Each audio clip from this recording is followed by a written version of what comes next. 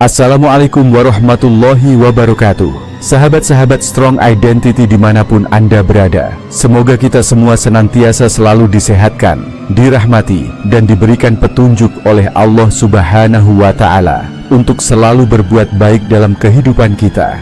Penaklukan Islam atas Nikomedia, sekarang Izmit, Turki, terjadi dalam konteks ekspansi Utsmaniyah ke wilayah Kekaisaran Bizantium pada abad ke-14. Berikut adalah kronologi singkat dari penaklukan tersebut. Nikomedia adalah kota penting di Asia Kecil bagian barat, dekat Selat Bosporus, yang menjadi pintu masuk ke Konstantinopel, Istanbul modern. Kota ini merupakan pusat administratif dan perdagangan Bizantium. Pada abad ke-14, Bizantium melemah karena perang internal, serangan dari bangsa Latin selama Perang Salib keempat, dan ancaman dari berbagai kekuatan eksternal, termasuk Utsmaniyah. Di bawah Sultan Orhan, memerintah 1326 sampai 1362, Utsmaniyah mulai memperluas wilayah mereka di barat Anatolia dengan fokus pada kota-kota Bizantium yang lemah. Setelah menaklukkan Bursa pada tahun 1326, Utsmaniyah mengalihkan perhatian mereka ke Nikomedia dan Nikea, sekarang Iznik. Nikomedia dikepung dalam beberapa tahap. Pasukan Utsmaniyah pertama-tama menguasai wilayah pedesaan sekitar Nikomedia untuk melemahkan suplai kota. Nikomedia akhirnya jatuh ke tangan Utsmaniyah pada tahun 1337 setelah pengepungan yang intens. Pasukan Sultan Orhan berhasil memaksa kota menyerah, menandai berakhirnya kekuasaan Bizantium di kota itu. Utsmaniyah menggunakan taktik pengepungan yang efektif, termasuk blokade dan serangan terhadap benteng kota. Penaklukan Nikomedia memperkuat kontrol Utsmaniyah di wilayah barat Anatolia dan membuka jalan bagi serangan ke Thrace dan Eropa. Penaklukan ini merupakan salah satu dari serangkaian kekalahan yang semakin melemahkan Bizantium, mendekati kejatuhan Konstantinopel pada 1453. Penaklukan Nikomedia menjadi simbol dari kemampuan Utsmaniyah untuk menguasai kota-kota strategis melalui kombinasi kekuatan militer dan strategi jangka panjang. Saat pasukan Islam Utsmaniyah menyerang Nikomedia pada tahun 1337, mereka berada dalam kondisi yang mencerminkan kekuatan militer Utsmaniyah yang sedang berkembang. Berikut adalah penjelasan tentang kondisi pasukan umat Islam dalam serangan ini. Pasukan Utsmaniyah berada di bawah komando Sultan Orhan, memerintah 2326 sampai 1362, seorang pemimpin yang cakap dalam mengorganisasi pasukan dan merencanakan strategi penaklukan. Pasukan Utsmaniyah telah mendapatkan pengalaman signifikan dari serangkaian penaklukan sebelumnya, termasuk Bursa 1326 dan Nikea 1331. Hal ini meningkatkan kepercayaan diri dan kemampuan tempur mereka. Pasukan terdiri dari infanteri, pejalan kaki, yang terlatih dalam pertempuran darat, serta kavaleri yang cepat dan tangguh untuk menyerang posisi musuh secara strategis. Banyak dari pasukan terdiri dari Ghazi, prajurit muslim sukarela yang bersemangat untuk memperluas wilayah Islam dan mendapatkan ganjaran spiritual dan material. Walaupun tidak ada angka pasti, Utsmaniyah cenderung menggunakan pasukan dalam jumlah yang moderat, tetapi sangat terlatih dan terorganisir. Utsmaniyah dikenal menggunakan taktik pengepungan yang efektif, seperti memutus suplai makanan dan air untuk melemahkan pertahanan kota. Nikomedia dikelilingi secara bertahap, sehingga memaksa penduduknya menyerah tanpa perlu pertempuran besar. Pasukan menyerang dengan strategi yang terencana, memanfaatkan kekuatan gabungan infanteri dan kavaleri untuk melemahkan tembok kota secara bertahap. Pasukan Utsmaniyah mengandalkan kecepatan dan mobilitas mereka, memungkinkan mereka untuk menyerang secara tiba-tiba dan mengeksploitasi kelemahan musuh. Pasukan terinspirasi oleh misi agama untuk memperluas wilayah Islam, jihad, dan mengalahkan musuh Bizantium. Kemenangan sebelumnya, seperti di Bursa dan Nikea, meningkatkan moral pasukan dan keyakinan bahwa mereka berada di jalur kemenangan. Pasukan menggunakan pedang, tombak, busur, dan panah yang umum pada masa itu. Mereka juga memiliki peralatan pengepungan sederhana seperti trebuchet dan taran, ram. Utsmaniyah menggunakan kombinasi taktik tradisional dan inovatif, meskipun teknologi mereka tidak serumit Bizantium pada waktu itu. Pasukan mendapatkan suplai dari wilayah yang telah mereka taklukkan, termasuk Bursa dan Nikea, yang menjadi basis logistik utama. Utsmaniyah dikenal mampu mengatur logistik dengan baik, memastikan pasukan mereka tetap mendapat suplai selama pengepungan yang memakan waktu. Pasukan Utsmaniyah menyerang Nikomedia dalam kondisi yang solid, dengan kepemimpinan efektif, strategi pengepungan yang cerdas, dan moral yang tinggi. Meskipun mereka menghadapi pertahanan kota yang kokoh, mereka berhasil memanfaatkan kelemahan internal Bizantium untuk merebut Nikomedia, menandai tonggak penting dalam ekspansi mereka. Kondisi Nikomedia sebelum penaklukan oleh pasukan Islam, Utsmaniyah, pada tahun 1337 mencerminkan situasi yang lemah secara militer, politik, dan ekonomi, terutama karena Kekaisaran Bizantium berada dalam masa kemunduran. Berikut adalah gambaran kondisi kota tersebut. Nikomedia adalah bagian dari Kekaisaran Bizantium, yang pada abad ke-14 tengah mengalami kemunduran besar akibat konflik internal, termasuk perang saudara dan perebutan kekuasaan. Serangan dari berbagai pihak, seperti bangsa Latin, Seljuk, dan kemudian Utsmaniyah. Kekalahan berturut-turut yang mengurangi wilayah dan kekuasaan Bizantium, termasuk penaklukan Bursa 3326 dan Nicea 3331 oleh Utsmaniyah. Kekaisaran Bizantium tidak mampu memberikan dukungan militer atau logistik yang memadai untuk mempertahankan Nikomedia, yang membuat kota itu rentan terhadap serangan. Nikomedia, yang sebelumnya merupakan pusat perdagangan penting, mengalami penurunan ekonomi karena kehilangan akses ke rute perdagangan utama akibat penaklukan Utsmaniyah di wilayah sekitarnya. Gangguan perdagangan akibat konflik militer yang terus-menerus. Pemasukan dari pajak dan perdagangan menurun, sehingga sulit bagi Bizantium untuk memelihara pertahanan kota. Nikomedia memiliki benteng dan tembok kota yang kokoh, tetapi struktur pertahanan ini sudah menua dan tidak diperkuat secara memadai menghadapi teknologi pengepungan Utsmaniyah. Garnisun militer di Nikomedia kecil dan kurang terlatih dibandingkan pasukan Utsmaniyah. Sebagian besar prajurit yang tersedia adalah tentara bayaran atau penduduk lokal dengan perlengkapan minim. Tentara dan penduduk kehilangan semangat akibat rangkaian kekalahan Bizantium, khususnya di wilayah Asia Kecil. Penduduk Nikomedia menghadapi ketidakpastian akibat perang yang terus-menerus, serangan Utsmaniyah, dan penurunan kesejahteraan ekonomi. Banyak yang memilih meninggalkan kota atau mengungsi ke wilayah lain. Penduduk terdiri dari warga Bizantium asli, termasuk petani, pedagang, dan bangsawan kecil. Namun, banyak komunitas mengalami dislokasi sosial akibat konflik. Nikomedia terletak di tepi Laut Marmara, dekat dengan Konstantinopel. Kota ini memiliki nilai strategis tinggi sebagai gerbang menuju ibu kota Bizantium. Sebagai salah satu kota besar terakhir Bizantium di Asia Kecil, Nikomedia menjadi target utama Utsmaniyah untuk memastikan kendali penuh atas wilayah tersebut.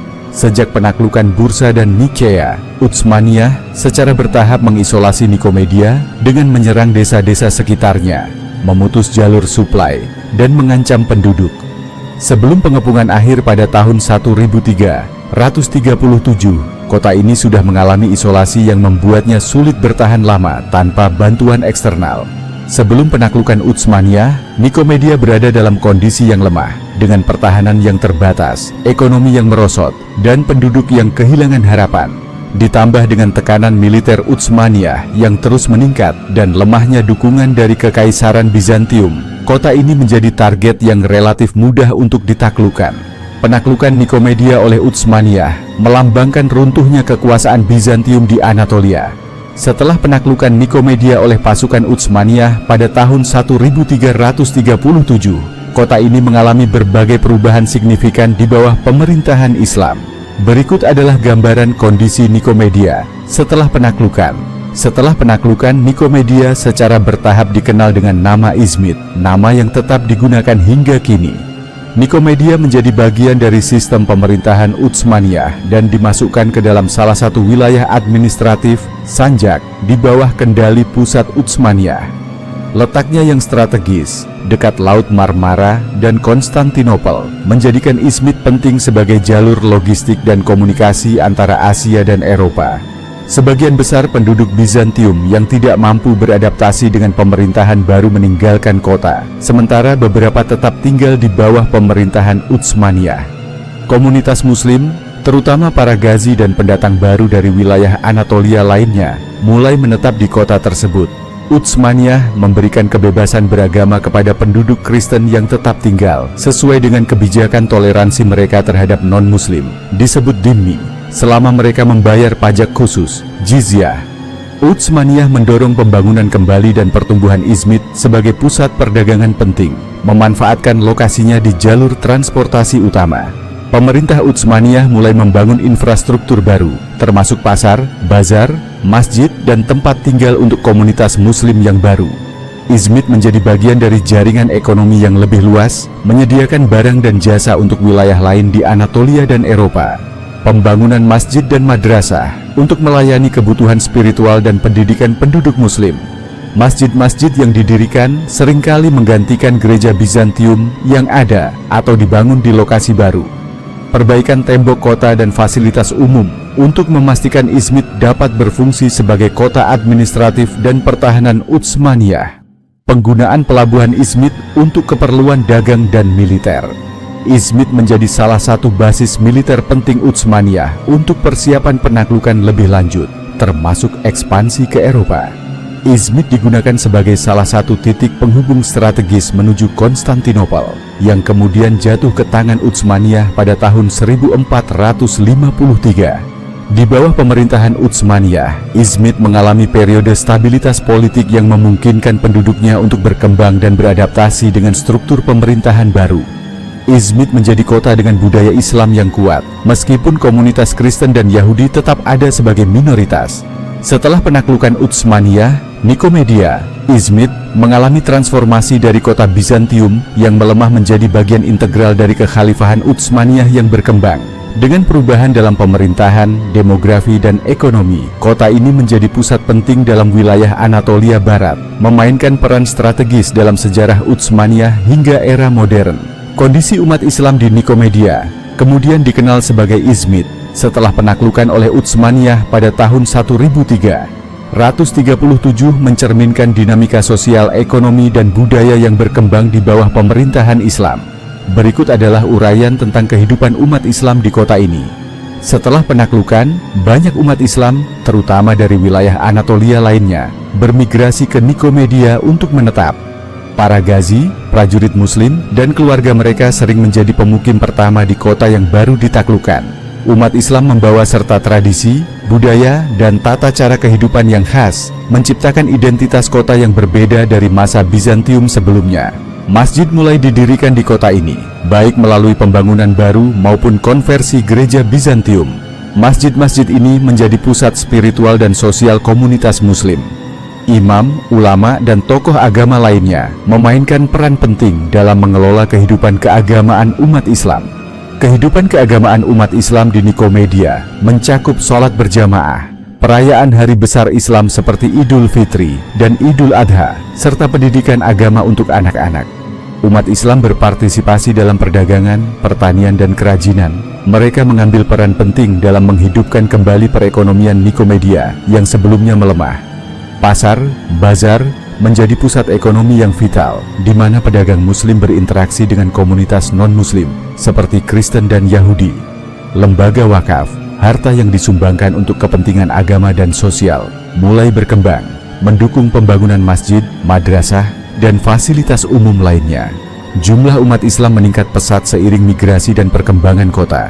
Hal ini menciptakan masyarakat Muslim yang mendominasi dalam demografi kota.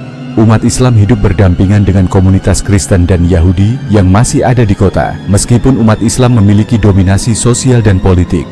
Di bawah pemerintahan Utsmaniyah, non-Muslim diakui sebagai dhimmi, yang diberi kebebasan menjalankan agama mereka, tetapi membayar pajak khusus, jizyah. Interaksi antaragama cenderung damai, meskipun hierarki sosial menempatkan Muslim pada posisi yang lebih tinggi. Umat Islam mendirikan madrasah untuk memberikan pendidikan agama dan ilmu pengetahuan. Ini membantu mencetak generasi yang terdidik dan mendukung perkembangan kota. Pendidikan dasar tentang Al-Quran dan hukum Islam, fiqh, menjadi umum di kalangan anak-anak Muslim.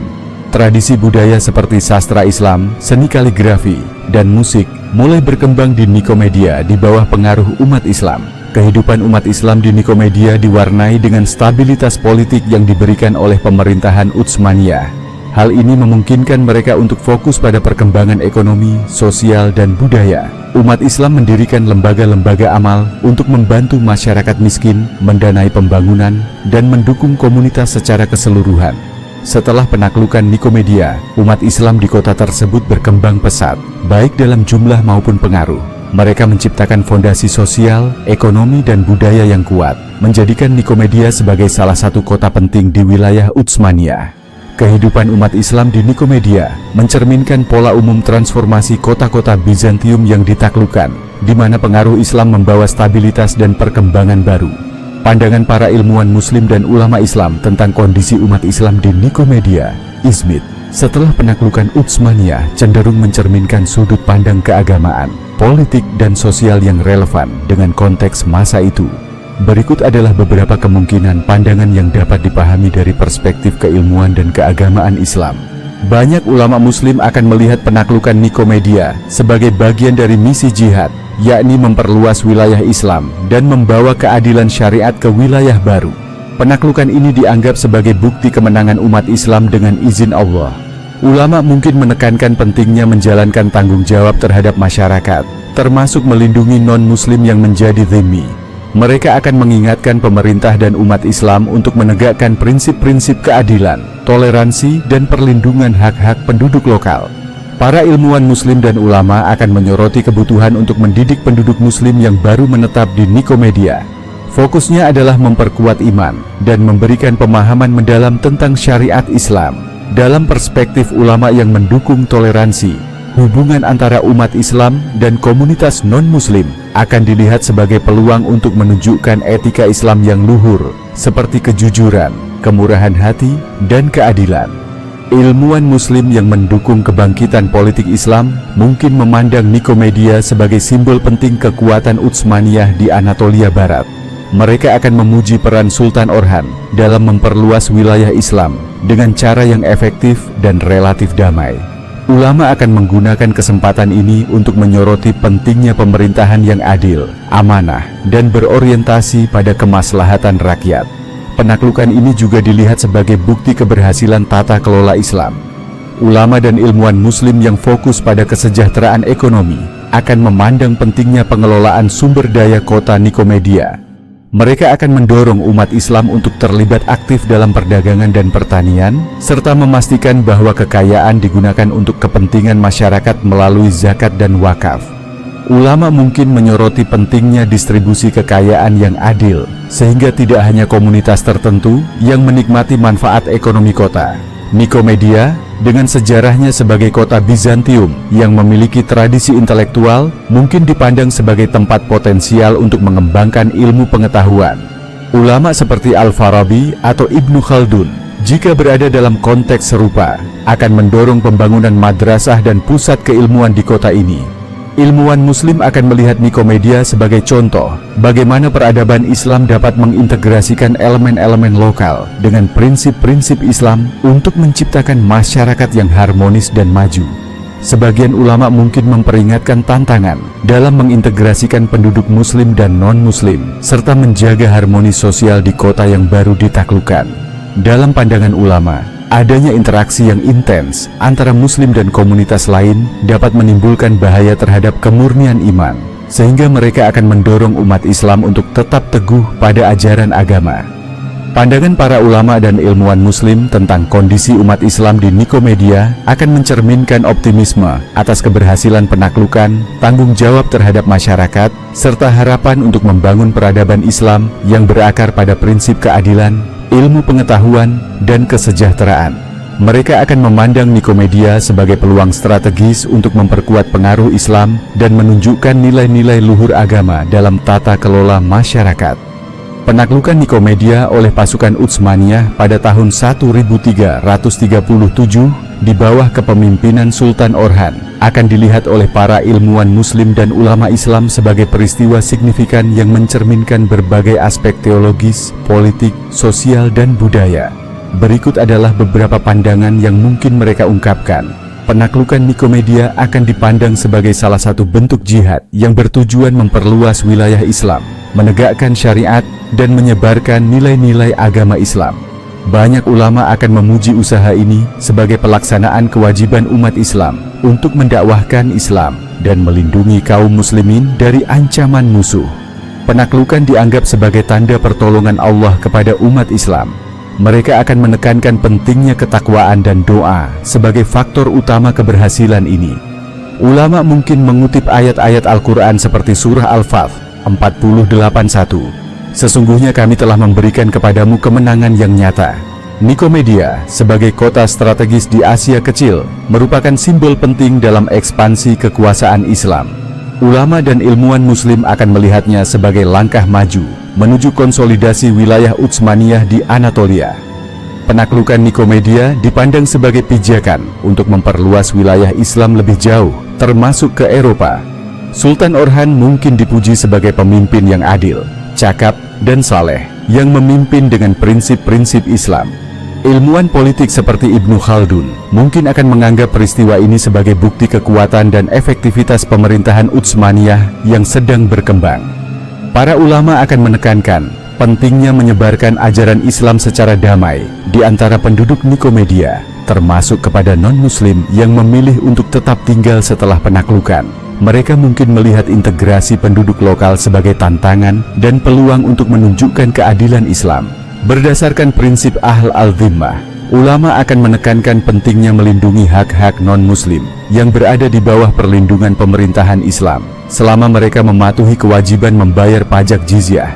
Ulama mungkin melihat penaklukan ini sebagai peluang untuk menghidupkan kembali Nikomedia sebagai pusat perdagangan dan ekonomi dengan menekankan pentingnya keadilan ekonomi dalam Islam. Mereka akan mendorong pengembangan pertanian, perdagangan, dan pengelolaan tanah wakaf untuk kesejahteraan masyarakat. Ilmuwan Islam mungkin menekankan bahwa penaklukan memberikan peluang untuk menerapkan sistem zakat dan wakaf yang dapat membantu mengurangi kemiskinan dan memperkuat solidaritas umat.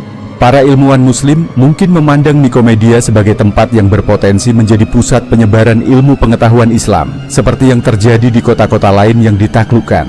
Mereka mungkin menyarankan pembangunan madrasah dan lembaga pendidikan untuk menyebarkan ilmu agama dan duniawi.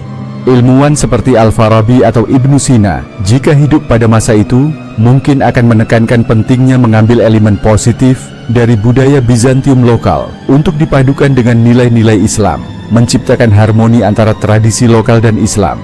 Penaklukan dilihat sebagai ujian untuk melihat apakah umat Islam dapat menjalankan amanah dengan adil dan tidak menyalahgunakan kekuasaan yang baru mereka peroleh. Ulama mungkin memperingatkan bahwa kemenangan militer harus disertai dengan peningkatan moral dan spiritual umat. Para ulama akan menekankan pentingnya pemerintahan yang melayani kepentingan rakyat, baik muslim maupun non-muslim, dengan cara yang mencerminkan rahmatan lil alamin.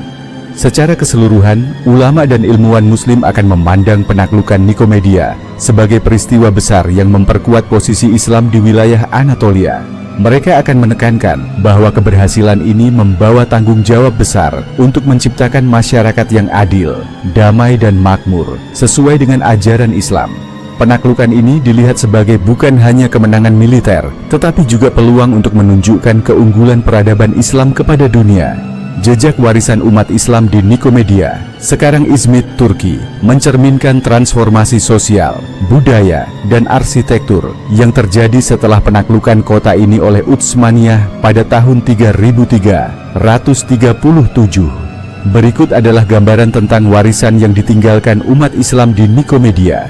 Masjid-masjid Utsmaniyah. Salah satu warisan utama umat Islam di Nikomedia adalah pembangunan masjid-masjid dengan gaya arsitektur Utsmaniyah yang khas.